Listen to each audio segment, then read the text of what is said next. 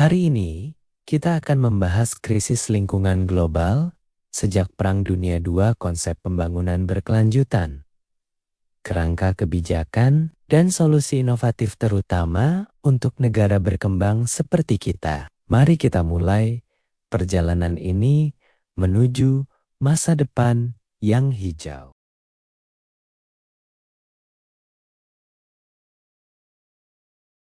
Sejak Perang Dunia II, dunia hadapi dua krisis besar. Krisis energi 1970 yang lahirkan New International Economic Order (NIEO) dan krisis lingkungan hidup ancaman kelangsungan bumi. Ini rumitkan pembangunan, tambah masalah lama seperti ekonomi, energi, transportasi, hambatan baru, pertumbuhan penduduk pesat, tekan sumber daya alam tak berkelanjutan. Industri cuek lingkungan picu polusi. Proyek tanpa pertimbangan ekologis, kebijakan lemah, dan kesadaran masyarakat rendah.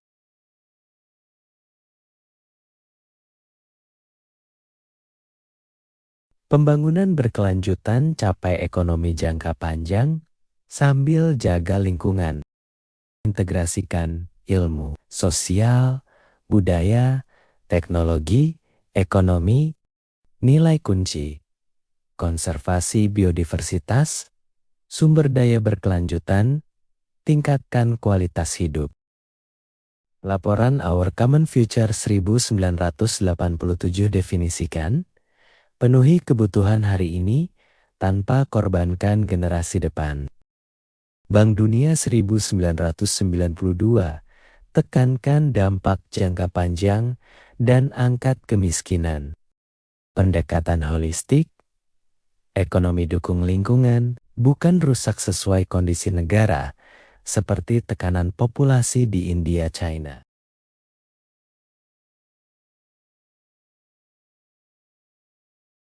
Kerusakan ekologi global ancam bumi.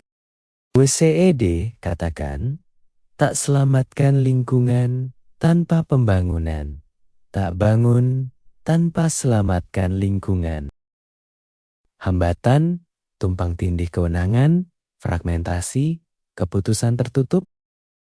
Rekomendasi, fokus dampak lingkungan, sering reaktif, atau sumber kebijakan. Tiap negara ubah kelembagaan, koordinasi antar menteri, beri contoh global.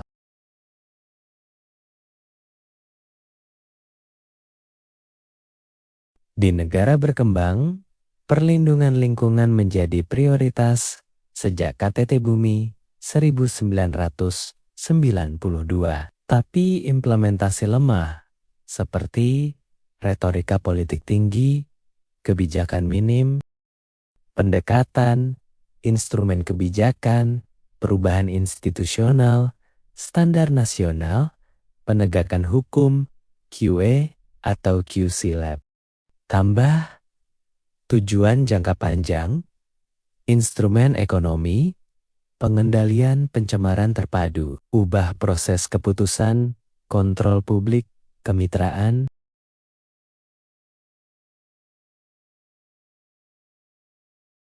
Rencana aksi ESSD yang pertama adalah Rencana Pembangunan Fisik Nasional. Lalu, kebijakan lingkungan nasional tambah mekanisme administratif. Lalu, Undang-Undang Komprehensif Lingkungan. Dan yang terakhir, kebijakan industri sesuai.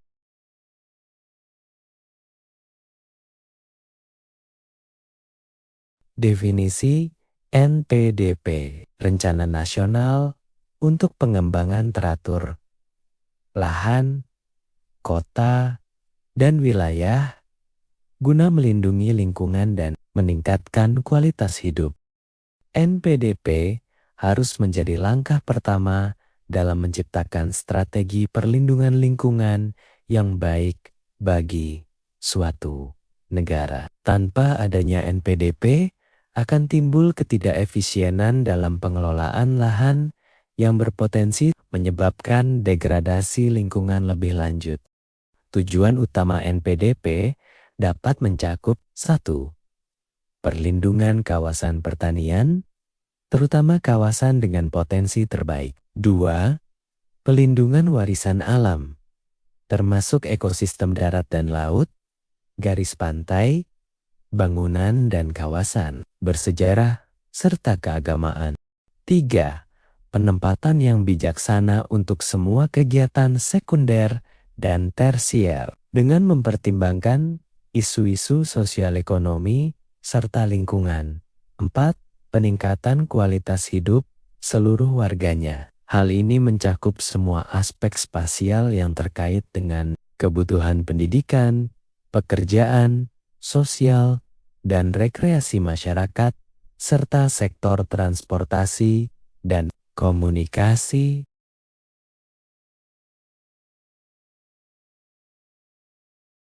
Tujuan utama, akses air bersih dan sanitasi untuk semua, teknologi ramah lingkungan, melindungi kesehatan dan keselamatan kerja, melestarikan warisan alam dan budaya, standar kualitas udara dan air, kerjasama regional dan internasional. Ciri-ciri kebijakan. 1. Memenuhi kebutuhan dasar tanpa merusak lingkungan. 2. Pemanfaatan sumber daya alam yang efisien. 3. Penilaian dampak lingkungan wajib untuk proyek besar. 4. Instrumen ekonomi untuk pengelolaan biaya efisien. 5. Kontrol polusi sumber dan pencemar bayar. 6. Jaminan air bersih nasional. 7. Rencana induk pengelolaan limbah nasional. 8. Pengendalian emisi kendaraan dan penggunaan bahan bakar bersih. 9. Pengendalian polusi suara. 10. Penciptaan ruang hijau dan taman nasional. 11. Energi dari daur ulang limbah. 12. Standar dan pedoman kualitas udara dan air. 13. Studi residu pestisida. 14. Pendidikan dan penelitian lingkungan. 15. Undang-undang perlindungan lingkungan komprehensif. 16. Larangan merokok di tempat umum. 17. Pendanaan nasional untuk lingkungan.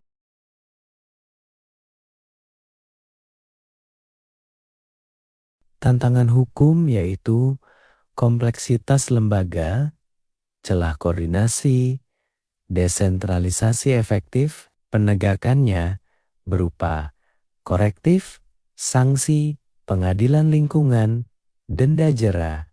Adapun opsi yaitu kuatkan kementerian existing, undang-undang komprehensif, atau payung terintegrasi, industri, promosi teknologi rendah limbah, pinjaman lunak, pajak produk berbahaya. Solusinya adalah kendali limbah awal, teknologi bersih, daur ulang, proyek pilot.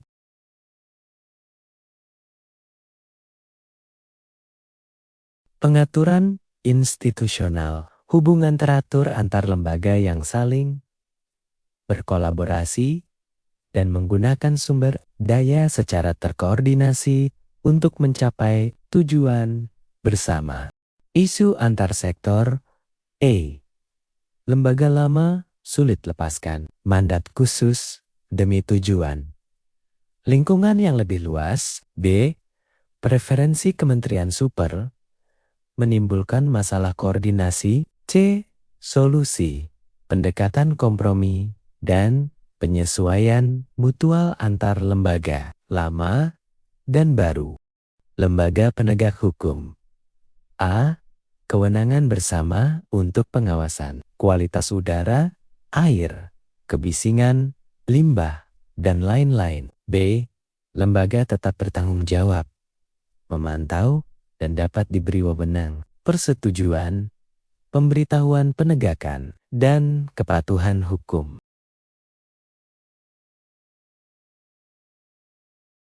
Terdapat 5 prinsip dasar yang esensial Untuk pengelolaan lingkungan yang akuntabel, yang secara umum mengatur hubungan antara pemerintah dan dua kelompok utama lainnya, yaitu LSM dan sektor swasta. 1. Penerapan efektif peraturan perundang-undangan lingkungan. 2. Konsultasi. 3. Efektivitas dan efisiensi administrasi pengambilan keputusan yang tepat waktu. 4. Pengelolaan lingkungan yang 5. Akuntabel dan bertanggung jawab.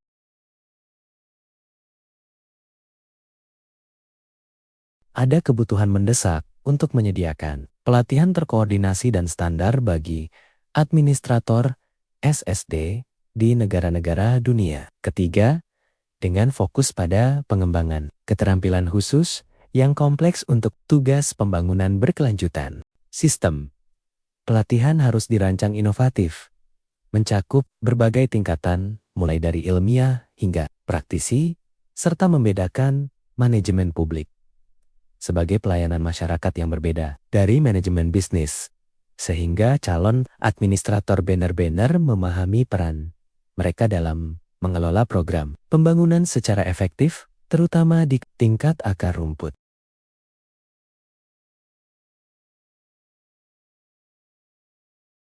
Negara berkembang khawatir teknologi yang diterima adalah teknologi lama yang menyebabkan krisis lingkungan. Transfer teknologi diperlukan untuk produksi bersih, efisien, pengurangan energi, limbah, dan polusi. Perlunya memenuhi kesepakatan konvensi internasional seperti Protokol Montreal, masalah hak kekayaan intelektual, dan keuntungan korporasi multinasional harus diatasi dengan kemitraan global baru. Teknologi ramah lingkungan perlu disediakan dengan syarat non-komersial agar negara berkembang bisa melakukan transisi teknologi dengan cepat. Budaya produksi dan konsumsi masif di negara maju harus berubah dengan komitmen mengubah gaya hidup dan memberikan bantuan sebagai hibah kemitraan antar negara.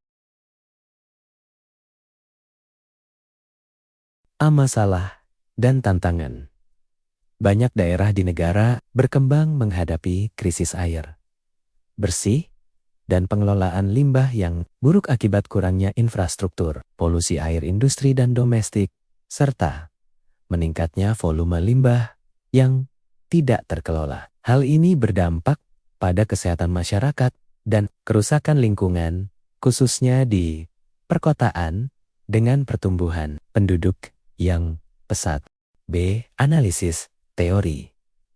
Menurut teori pembangunan berkelanjutan, akses air bersih dan pengelolaan limbah yang efektif merupakan prasyarat utama untuk kualitas hidup dan pelestarian lingkungan.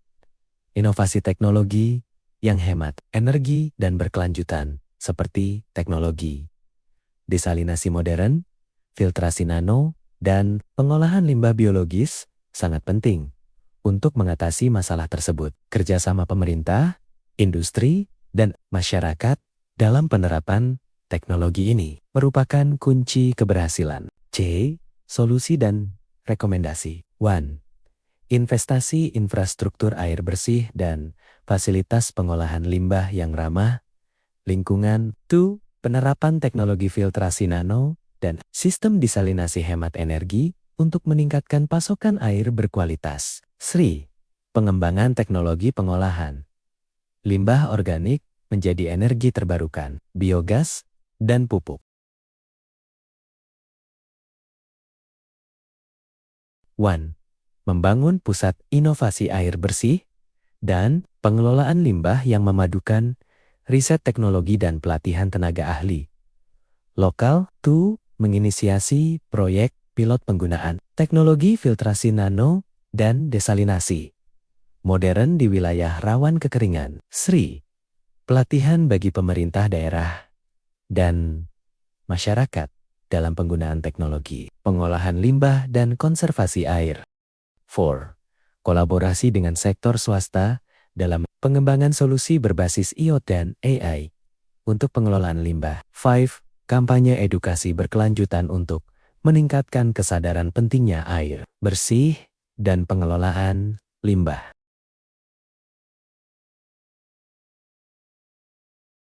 Sebagai pemimpin masa depan, saya berkomitmen mengatasi krisis air bersih dan pengelolaan limbah dengan memperkuat inovasi teknologi yang ramah, lingkungan, dan terjangkau.